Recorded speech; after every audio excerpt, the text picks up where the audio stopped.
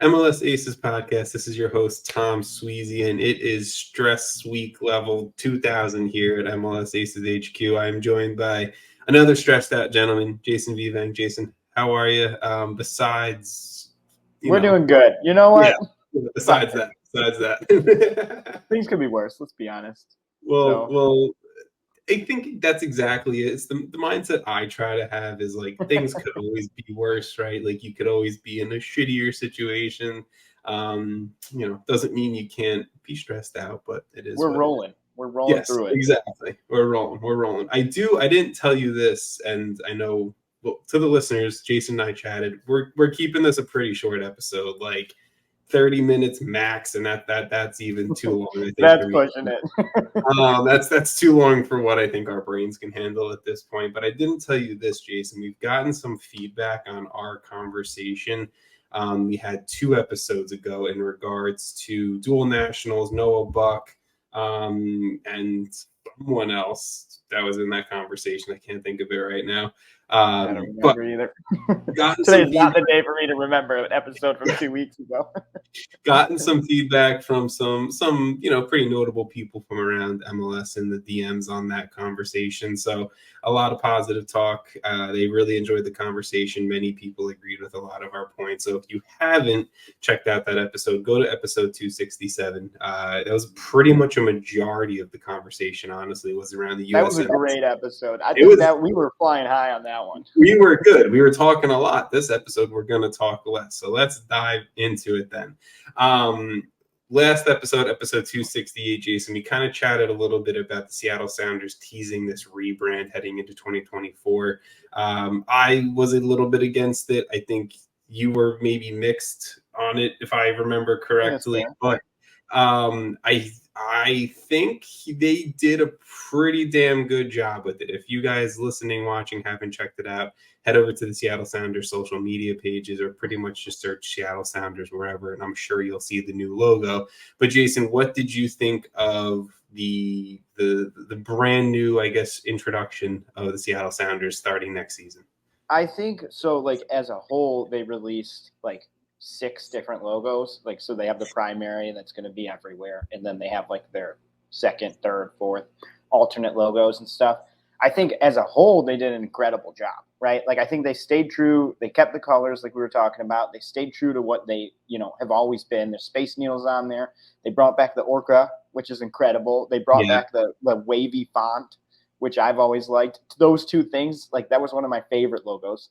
But they also modernized their current primary logo. And if there were anything I wouldn't like about this, I would say maybe they went a little too modern. Like it's just the Space Needle on a crest with I think it's 1974. I like it overall. I think they did a really good job. So I don't want to sound like I don't think that because honestly, I have zero to complain about. I've seen pretty bad rebrands in MLS and outside of MLS. But this one's one of probably the best one I've seen so far. I think if we're strictly talking the logo, where I think this is the primary logo, right? The green background to the crest with the Space Needle. Yeah, and then it's the Space Needle and just has the ear. Yeah, exactly. So that's the primary logo. I like that they kept the green. I was worried that they weren't going to keep the green in there, especially when I saw a lot of the light blue coming out. But I think if you could take the old logo of the Space Needle and the Seattle Sounders and turn it into a 2023 version, I think that's exactly what they did, and I'm a fan of it. They hit a home run out of the park with it, and I think to your point exactly, Jason, of the Orca being what is it, the third logo? I think it is tertiary. And I've seen posts of Christian Roldan and Stefan Fry wearing hats that have the Orca on it and everything. If they're gonna rock that as one of their side logos, that merch is gonna sell out. I'm telling you right now, I'll buy some. Home run. I mean, the Seattle Sounders, yes, it's I'm still upset to see the old logo go, but at the end of the day, I think if they could have done it as perfectly as possible, I think they did it. I think they did it better than the Revs, and I think to a few other revamps we've seen. I just don't like the Revs logo. I think what makes this logo pretty good is it keeps, like we're saying, it keeps what they wanted. It keeps their old. It basically, like you said, transforms an old logo into a new logo without really losing anything at all. But this logo is like really scalable. It's really easy to read. Like in 5 years, this logo is going to be fine. Like you're going to be able to see it on a T-shirt. You're going to see it on a sign. Like it won't matter because no matter, there's nothing like small necessarily about it, or it's not too detailed that where it's on a T-shirt and you're watching on Apple TV, you're not going to be able to see it. Like it's going to be very clear no matter where it is. And I think that's like one of the better things about logos that are good. Like Nike's logo, you can see at any size and you know exactly what it is. There's no words. It's perfect. Exactly. And I think that's the thing to me where if I'm thinking about the old logo or if I'm thinking about the new logo, right? It's the Space Needle, it's Seattle Sounders, and it's the teal and it's the green. And that's exactly what they did. That's exactly what they brought. And I mean, you can't really be too upset, right? I can understand people just not liking change. Trust me, I'm one of those people. Trust me, my wife's one of those people. I get it. But this is a positive change again compared to what we've seen. So I think that's our allotted time on Seattle Sounders logo. We just unintentionally go far on everything. Exactly. Knowing us, that's what we're gonna do, right? All right. So let's talk the main two games that I think we have to cover this episode, and then we'll chat about some potential weekend matchups and implications and everything like that. So first and foremost, US Open Cup. It is on as we're recording. Unfortunate timing and drop of episodes. So if you guys are listening on drop day or post drop day, which is going to be Thursday as normal, the issue is you guys know the winner. We don't know the winner because kickoff hasn't even actually happened yet. So what we're going to do is we're going to talk about what a win in the US Open Cup final tonight is going to mean potentially for both the Houston Dynamo, the visitors, and Inter Miami, the hosts. So Jason, pick a team you want to start with, and I can give a little intro. I think let's start with Miami. Why not? We're going to have to talk about them anyway. So. Of course, we're going to start with Miami. So I think the biggest thing, right, Inter Miami are 2023 Leagues Cup champions. They've already qualified for 2024 CONCACAF Cup with that win. So Houston and Miami both have already won something in this game. They've already both made the Continental Tournament next season.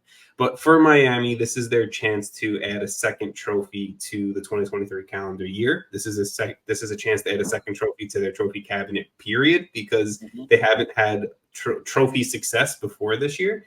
The biggest thing that I think is going to hold them back from getting that trophy is injuries leading into this game. We talked about it last week with Jordi Alba, Sergio Busquets, and Lionel Messi not playing in the weekend game against Orlando City that they got a draw in on the road. So shout out to them. But it is official that Lionel Messi, the GOAT, will not be playing in this U.S. Open Cup final. So I think Jordi Alba is playing, Sergio Busquets is playing, so that is good enough, I think, for Miami to potentially still pull out a victory. But no Messi is a big question mark if Miami are going to be able to take this. Obviously, Miami still have a couple of injuries sprinkled throughout the team, but they're on a roll. They're playing good soccer. I think they have a few other players that could potentially step up. But when you're looking at this as a whole, and even if you want to take this right into the Lionel Messi case, because I think he plays into the larger picture, what's your standing, or what's your first thoughts if Miami could raise this? This might be kind of a hot take, but I almost feel like personally, I think for the club, it's a big deal, right? Second trophy ever. No matter what trophy that is, that's a big deal. I kind of feel like, though, Messi not playing this means they aren't really prioritizing it, and they're prioritizing MLS regular season, end of season. And I don't know, tell me I'm wrong if I am, but it kind of reads like he came off after 30 minutes in the last game. Whatever. It was about 30. I just feel like they are looking towards MLS playoffs more than they are U.S. Open Cup. Maybe they think they can get it done tonight. Maybe they will. Obviously, we don't know. But, I mean, as a whole, I think this is like a big trophy to win. I think, personally, the club, it reads to me like they are prioritizing MLS Cup over this, which would sort of make sense. But it's late in the season, and they're still making this push, which is, I mean, by the day getting tougher for them, especially. But you know what? They're not mathematically eliminated. No, right? At this point of the season, there's only 2 teams mathematically. I mean, I feel like of all the teams we talked about last week, I mentioned so many that were like on the edge that I wanted to keep an eye on. I feel like they all lost. I feel like I just killed so many teams. Right. I mean, look, and I put NYCFC in the gutter, and they somehow bumped right back up over the playoff line. So at this point, I'm only going to go with guarantees, and guaranteed we're not going to see Toronto and Colorado in the playoffs. That's the only thing we know for sure. Segue a little bit, I honestly think this is more important to Houston than it is to Miami. Yes, that's a good segue. I just have one more point on Miami that I want to make. I'm so sorry. That was a great segue. To the point of prioritization of this tournament, because that's a great point. I know a few weeks ago, I've told you this, and I reached out to one of my contacts at Inter Miami about like what's more important right now, the U.S. Open Cup final, making the MLS Cup playoffs, like what's the prioritization? My contact there pretty much just said like, they feel like they're talented and have enough depth. I have all this shit popping up on my laptop. They're talented and have enough depth to be able to do both, win a U.S. Open Cup final and make the MLS Cup playoffs. I think the only thing that's changed since then is the injury to Lionel Messi, which does change things, right? Because if you can say, okay, we can have Lionel Messi played every single game for the rest of the season, yeah, no shit, you have enough talent and depth to do both, right? But no Messi, you need to monitor his injury and maybe limit his minutes as much as you initially. But we don't actually know how serious it is. Like, I feel like it's not as serious as it looks. And I think, I mean, look at their game this weekend. It's versus NYCFC. This is probably the most important game. Like, yeah. That's a massive game for playoff implications. It's crucial. So I'm just saying more of like for that is possible. Sure, I'm just saying more. I think the initial plan was Messi's playing every single game. Yeah. Okay. Yeah. That makes sense. Now he has a knock, so now we need to pick and choose, and now we need a limit. That's all I'm saying. Mm-hmm. So I do think an injury is there. I don't think it's maybe like so bad where he can't play for the rest of the season, but I think now it's like, okay, maybe we trust the team we have to go beat Houston at home, and we can go, make an MLS Cup playoff run with Messi and the group. I don't know. We'll see. I do think this Inter Miami team is talented enough to beat Houston. But Jason, to your point, why do you think the U.S. Open Cup final is more important to Houston? So this would be, I think, their 4th trophy in club history. I'm doing that off the top of my head. Yes, 4th trophy. Fourth trophy. Wow, look at me. There you go. Can you name the 3 other trophies? It's got to be at least one more U.S. Open Cup. Yep, 2018 U.S. Open Cup. Only reason why I know this is because I wrote an article this week and I've done a lot of research. I mean, it wasn't like. I mean, did they win MLS Cup? I feel like they didn't. Back-to-back MLS Cups, 06, okay. 07. I was like, it can't be anything else because I know they didn't win MLS's back or Champions League. No, so this would be their second U.S. Open Cup, their 4th trophy in club history. But sorry, continue with your point. I think what really makes this important for Houston is I almost feel like they've always been kind of like the outside team looking in at Texas teams with Austin, and who came later but has just a huge fan base. And FC Dallas, who, I mean, we've talked at length about the youth system and how they've kind of solidified themselves in the MLS landscape as like a force in that sense. Yeah. But I also feel like Ben Olsen, I mean, I personally did not think that was a good hire. I went at length on how I did not think it was going to be successful. So, like, while I have to eat my words, I think for them, it's like a huge win. It's like this hire really has worked out. And I think you could argue that regardless of this game, it's been a great hire. I think they're still in contention to get second in the conference or third in the conference. It's still possible for second. So no matter what, like their season has, I would say, been a success given how a lot of people, including myself, felt about this team prior to this year. And Ben Olsen also, like, this is a huge moment for him. Like, it was a long tenure in DC, and it really petered out towards the end there. It kind of trickled to a halt. And I honestly didn't think he'd ever get back to this point, and he's killing it. So props to them. I think for Houston, this win like really justifies like the moves they've made recently, and puts them in MLS at like a high level. Like we're going to talk about Houston now, along with the LAFCs, the Atlantas, I guess. I don't know. Just no, I think it's a fair point, right? And before I get to the continuation of that point, and I think the point that I was really wanted to hit on with Houston too, is Ben Olsen's only trophy he won at DC in his tenure was a U.S. Open Cup. So maybe we get that in his first US year. Open Cup whisperer. In his first year at DC, first year at Houston, maybe he takes home an Open Cup too. I don't know, but that also might be his first year. I don't know. That one might be a lie. Sorry, people. But the point that I want to make about Houston, and I think it's the point that you were saying as well, is in the article that I wrote up this week on Top in 90, the topin90.com. You can find some articles I've written and articles from a bunch of other talented people as well. Is I think this is a big momentum shift for the club. Yes, they won the U.S. Open Cup in 2018, and it's a trophy and it's valued and it's real and they did it, but it wasn't a great team that won that trophy. It's not like the 2018 Houston Dynamo team was also trying to kill it for the playoffs and be a top team in the West and everything like that. There weren't. In the middle of 2020, Ted Siegel took over as majority owner of the Houston Dynamo and really has so far, I personally think, shifted things towards the better for Houston into being back towards, the middle 2000s Houston Dynamo that did win back-to-back MLS Cups and did win a lot of games and had a lot of success, right? The Brian Ching era Houston Dynamo, the Brad Davis era Houston Dynamo, Dwayne De Rosario and stuff like that, right? So I think Ted Siegel is in the shift to make Houston relevant again and make Houston, the team in Texas, to your point.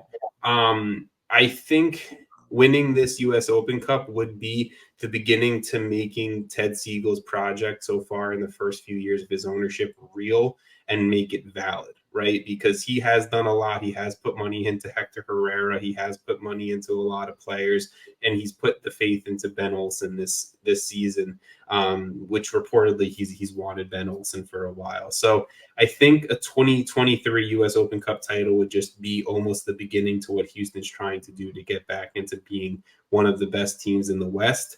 I personally think Houston, yes, can finish second in the Western Conference mathematically, but I personally think the winner of the Western Conference is going to be St. Louis or LAFC or Seattle at the end of the day, one of those three clubs. So I don't think Houston has a legitimate MLS Cup shot. So if this is year one under Ben Olsen, year one with Hector Herrera playing his, I think most dominant soccer in Major League Soccer, a U.S. Open Cup title is great, and let's build upon it and make 2024 us true MLS Cup contenders, true contenders out of the Western Conference then. That's what I would love to see if I'm a Houston Dynamo fan, and that's what I feel like this trophy could be for the Houston Dynamo. Just to circle back, it was Ben Olsen's third season at DC that he won the US Open Cup. But still early. I mean, he was there for like 12 years or something. Yeah, he went from player into coach. So, I mean, good for him there. Yeah. But I think there's an amazing storyline for both clubs, no matter who wins this game, because I think this trophy could potentially mean a lot to both teams. We've talked about it throughout length. Is there anything else you want to say about the U.S. Open Cup before we move on? I mean, this tournament's fun. I feel like it always is pretty fun and fun again, I guess. I mean, no, look, I love the U.S. Open Cup. I think it's fantastic. Do you want to go out on the limb and make your prediction to see who wins, and we sound like idiots on the drop? My heart says Houston, but my head says Miami. So I'm going to say Miami. I'll go Houston. I think Houston takes it. I think you could honestly go either way. I think these teams are pretty close at this point. Yeah, look, Houston's fourth right now in the West. I think, arguably you could make an argument they're the second best team in the Western Conference. Miami's on the rise, but they're still outside the playoff picture, so they got a lot of pressure on them, and that's going to be what, the commentary is going to be around this entire game. Let's move on because there is another trophy on the line tonight for an MLS team. This is going to be another situation of we're going to potentially look like idiots tomorrow when it drops. We're about this conversation, but it is what it is. Let's talk about it. Campeones Cup, Campeones de Campeones is going to be happening tonight. LAFC will be hosting the last season champions for Liga MX Tigres. Tigres currently sitting third place in Liga MX as well, so they're doing pretty well. LAFC will be going for their third trophy in club history. They have 2 supporter shields and an MLS Cup. I don't count like Western Conference winners and Eastern Conference winners. I hate when people do that. They have 2 supporter shields and an MLS Cup. Yeah, 2019. 29. Sorry, this would be their fourth. That's really good math. So this would be the 4th trophy in club history. This would be their first technically international trophy if they do win this tonight as well. So we're gonna go from a similar perspective here of what this would mean if LAFC were to win. Obviously, we're not gonna be battling back and forth between 2 MLS teams. I think we're both clearly in favor for LAFC to beat Tigres. Right. But I'll start with you. What would this mean if LAFC can take home a Campeones Cup? I think it kind of goes with what we've been saying almost all season, on and off with LAFC, is this brand. LAFC wants to become a global brand. They want to be bigger. They want to win trophies. They want to be in contention to all these trophies. We were talking about it a lot leading up to the CONCACAF Champions League. I think this is just another one, it seems simple because just kind of like repeating what we've said before. But I think that even though this trophy is not like this massive trophy, it's still pretty important. And a trophy is a trophy at the end of the day. Like, put another one in the case and that's another number. Like, you talk about a team that has like 50 trophies 10 years from now, like, if LAFC's got a ton of trophies, it matters. It doesn't matter always what the trophies are. I mean, to an extent it does. But yes. But like, I think this is just another place where LAFC can continue to grow, continue to be like, we are the bar, and we're going to keep rising, and other teams are going to have to keep up, because I think that's where they want to be. I think they want to be at like the forefront of MLS. I think they want to be at the forefront of North America soccer. Yeah. And they have to win this game to be at that place. And if they don't, that doesn't mean they're bad, it doesn't mean it can't happen. It just means it'll take more time. And I think losing in the Champions League final it probably hurt a little bit. I'm hoping so. I mean, it kind of sucks, but yeah, but I think this is just another place where they can just show their quality and the investment they've put into their club. Look, I agree with you. I think the Champions League final loss stings, and I think it's kind of set LAFC off on a weird 2023 season. Look, my team was in this situation last season, coming off winning 2021 MLS Cup. You're playing in 2022 Campeones Cup. It's a mixed, weird season, especially after Champions League, and you win Campeones Cup, and it kind of put NYCFC off on a little bit of a run into an Eastern Conference final against Philly. this could be a potential case where, one, you're fulfilling LAFC's front office's goal of we're winning trophies, winning trophies, winning trophies. But maybe it's like, two, okay, we win a trophy. This team's enjoying celebrating. This team's enjoying having fun. Dennis Bouanga's continuing to score, and we can maybe propel this into a run, especially in a super weak Western Conference this season, into another MLS Cup final appearance as well. This is also potentially Carlos Vela's last season with LAFC. We'll see what happens with that. And I'm sure, he's going to want to go out with the trophy. And if this is his final trophy and his final gift to the club as well, I think that also could be special. But I think it could mean a lot as far as momentum and positive feelings, vibes, play heading into the playoffs. That's a good point, because it clearly, I think Champions League was obviously what they were going for. And it shows, because when they didn't get it, the play clearly suffered, kind of what you were saying anyways. But, I think you made a good point with the momentum. I almost said motivation. Momentum. Yeah. I mean, it is. And this is a crucial time for that kind of momentum. So this could be a big deal. I think if they win this and then they go on to win MLS Cup, they're almost going to be relatable. I feel like it'll be directly related. 100%.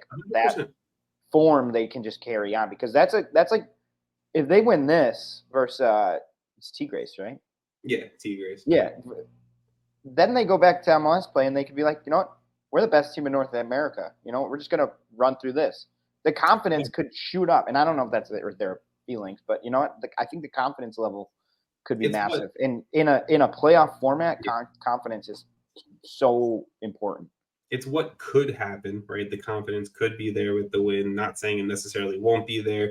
The point that I just want to hammer home is it's a weak Western Conference. If you can get through St. Louis, I think you can get through anyone in that conference right now in that playoffs. All right, let's finish up this episode. Like we said in the beginning, we're speed running through this because we're both shot. My brain's not working right now. But Jason, let's talk about Matchday 35. So this upcoming weekend's games that won't happen by the time this drops, so we can still kind of sound smart. Give me one game. You can give me East, West, or the few, I think, mixed conference games that we have that stands out to you as I want to watch this. What's the MLS Cup playoff implications? Give it to me. So I came prepared for this one for once. I'm picking Minnesota versus San Jose. I think this match is massive for both teams. Minnesota, 3 straight losses. Before that, they had 2 draws. So 2 points in 5, pretty Loons horrible. Need to win, bro. Loons need to win. They need to. I mean, they're on the outside looking in at 37 points. FC Dallas is in the 9 at 40, and San Jose is at 41. So, losing this game with, I want to say 3 more games left or 4 more games, depending on who the team is. I think the Loons have 3 more after this one, I'm assuming. But anyway, that's me trying to figure it out in my head. If they lose this, they're done, in my opinion. And I think San Jose, if they win this, on the other hand, is pretty solid position. There's some other results that could really help them out or make it a little harder, but winning this is kind of, they got their right foot in and a toe on the left foot, so they're real close.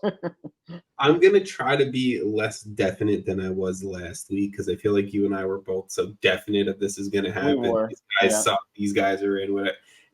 We have to be a little less like that, because so many results are going to impact other things. And you think at this point we would learn that or know that.